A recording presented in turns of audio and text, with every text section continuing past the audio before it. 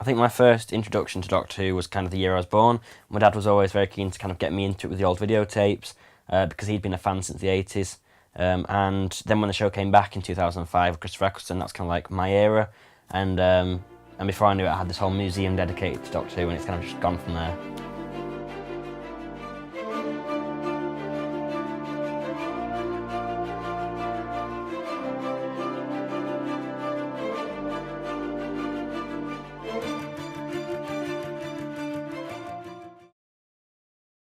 So I also have a YouTube channel called Master Whovians, and it's me and two other guys who kind of make YouTube videos about Doctor Who. We started very early off doing reviews and stuff, and we've kind of faded into more commentaries of episodes, so we kind of give our reactions to episodes from the Eccleston and Tennant era. And we've also started our own audio drama series, which is, I think so far I've done 9 episodes, about half an hour each, of me as the Doctor. Not the best acting, but it does the job. I think the moment I realised I was part of a bigger community of Doctor Who fans was back in June. I went to London to meet Tom Baker, and we went to meet Tom Baker, and I met up with a few people who I'd been talking to online a little bit, and one of them came up to me and said, are you the Master Whovians? Can I have a photo with you?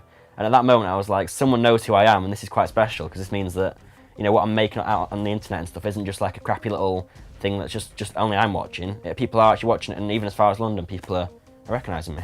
I think there's definitely, obviously there's a lot of people that aren't fans of Doctor Who, and to them I kind of just say, well, that's fine, yeah, but the reason that I'm a fan of the show is because, I mean, there's this great quote from Stephen Moffat where he says, you know, the Doctor, he didn't have X-ray vision or a gun, he had 2 hearts, and we'll always need a hero like that.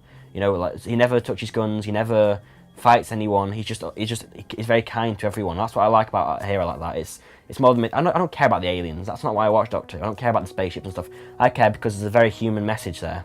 And there's, you know, there's this thing where it's like, I mean, it's brought me closer to my dad, because me and him used to watch it back in the day.